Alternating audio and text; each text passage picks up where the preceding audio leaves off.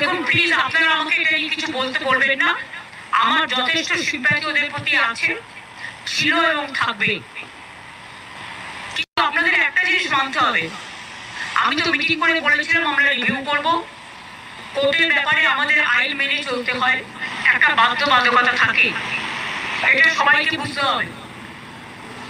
এবং আমাদের দিক থেকে আমরা রিভিউ পিটিশন করেছি। যদি রিভিউ পিটিশন অ্যালাউ করে ভালো কথা। আমরা চাইবো, আমাদের আইনজীবীরা চাইবেন তাদের মতো যাতে ওদের চাকরি থাকে। কিন্তু সেখানে কোর্ট যদি কোনো ডিসিশন নেয় তাহলে আমি বলতে পারি না যে আমি মানবো না, কারণ কোর্টের ডিসিশন মানতে আমরা বাধ্য। কিন্তু সেক্ষেত্রে এখনো পর্যন্ত কারো মাইনে বন্ধ হয়নি। এমনকি গ্রুপ সি গ্রুপ টি যারা টাকা পাবে না তাদের জন্য একটা স্কিম করে টাকা দেওয়া হচ্ছে। তার উপরে আমি জানি না, আমার একটা জিনিস খুব খারাপ লাগে, যারা ওস্কাচ্ছে তারাই কিন্তু মামলাটা করেছে ওদের বিরুদ্ধে। চাকরিগুলো কিন্তু আমাদের জন্য যায়নি, চাকরিগুলো যাদের যাবার পথে দাঁড়িয়েছে সেটার জন্য দায়ী যারা, আমি তাদের বলবো এটা না করলেই পারতেন।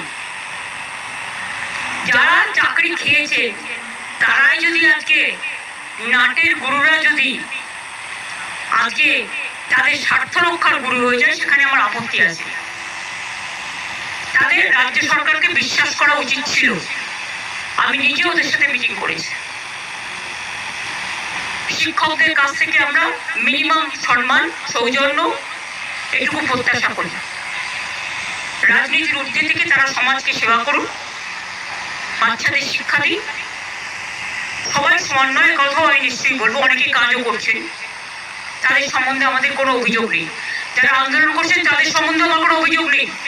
আমার অভিযোগ একটাই, কাউকে আটকে রাখা জোর করে যায় না, রাস্তা অবরোধ করে মানুষের ক্ষতি করা যায় না, এটা কারো কাজ নয়। এবং এতে বাইরের লোকেরা আছে, টিচারের সংখ্যা কম, বাইরের লোকের সংখ্যা বেশি।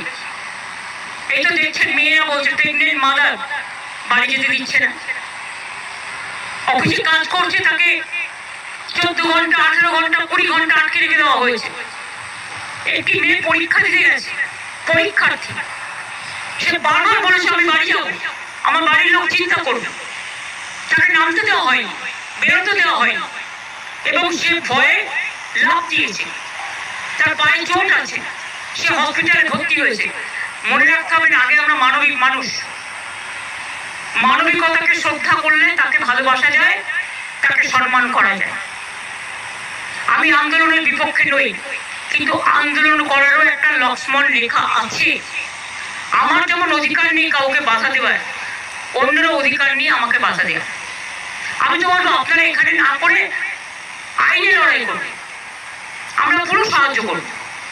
আমরা নিজেরাও তো করছি, আমাদের সাধ্যমতো আমরা করছি, আমরা তো এর বিপক্ষে নই।